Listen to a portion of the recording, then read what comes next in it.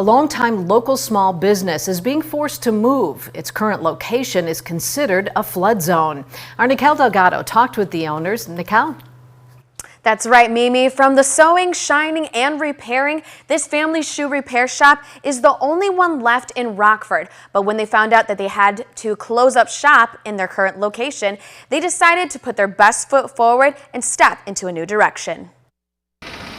When we first found out, we were, I guess I want to say afraid, because we didn't know what was going to happen. It started with my grandfather and my father and me, and it's really hard to stomach that we could lose that legacy of doing this. 10 months ago, the city told Jeff and his mother, Catherine Antonucci, they had to start looking to relocate. But they had a tough time finding a new place for their shop to call home. When we first announced we were going to Love's Park a few months ago, a lot of people were upset, because we've been around here for forever. After a little more searching, they got the place of their dreams over at Rockford Plaza. Even when I was a little boy, I'd ask my grandpa, why can't we open the shop over at the plaza? Because it was like a wonderland over there. It's hard to describe it in words, but it is. It's really like, you say the cliche, a dream come true.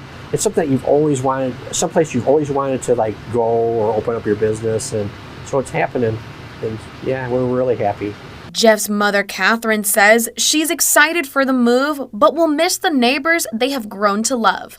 I feel great. I think it's a good thing to do. I think it's time to move on. We're going to move up. We're going up. It's kind of sad in a way. The people that were here, we're like a family, and everybody's gone now. And I just wonder if I'll ever see them again.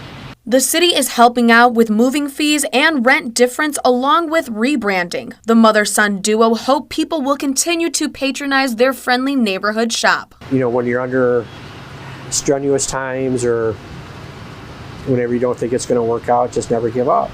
And I hope they learn, and most people do, but learn to support small business and get more interactive.